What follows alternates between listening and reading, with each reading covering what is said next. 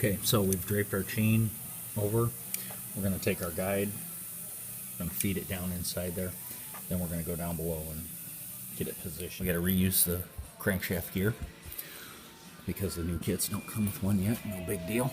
We're going to put new VVT solenoids on. Here's our look underneath. You can see we got the tensioner fed down in there. Got our chain draped around. We're going to put our crankshaft gear on, get the guide in position, bolt it down, and torque it, and then we'll go back up top. Okay, here's a look at it installed.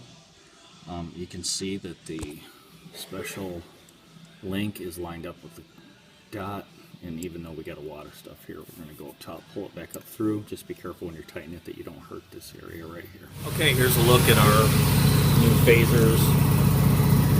One's the intake, one's the exhaust specific. There's our tensioner down there and our new piece. We're going to get everything set up top so that we can get ready to assemble the chain. We got our chain put up where we want it. We're going to get these surfaces cleaned and checked, and we're going to start installing some phasers. Okay, here we are. We're actually done, but I don't want you guys to freak out because we've still got it. Everything's loose. And when you go to line up your special mark, you can see our special marks lined up there, and our link is lined up there and down below.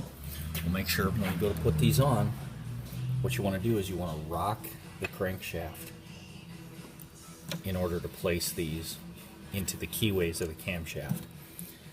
Then you do the same thing back here. You rotate on the front cam, move this along, it'll snap in, then you can tighten these up, and you'll see there'll be plenty of loaded tension on there. So I'm going to torque these down, get everything tight, and then we'll go down below, we'll check everything. Of course, I've checked it multiple times, but then we'll put the top plate on and we'll get the tensioner installed. Okay, we got our phasers lined up. We've already torqued it to 89 inch-pounds here and there. Making sure down below that our lump marks are lined up. Now I'm going to mark and torque the phasers down to their angle. Okay, what we've done is we've taken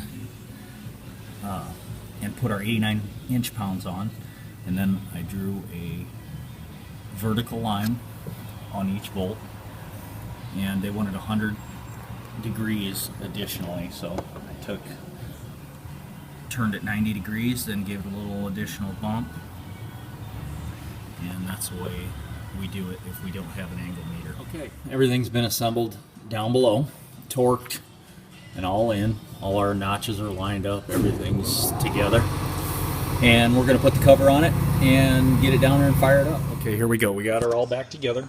Got our covers back on top. Change the oil.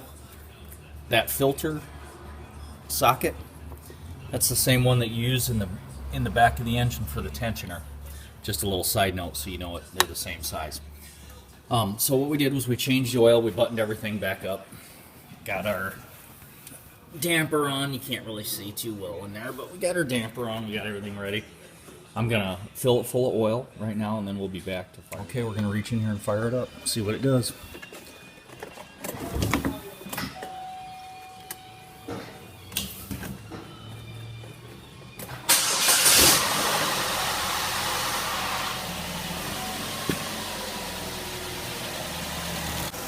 And just so you guys can hear it after it's been warmed up for 15 minutes or so, it's fully quiet now.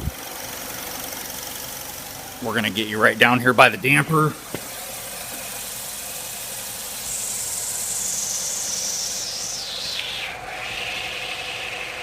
Nice and quiet.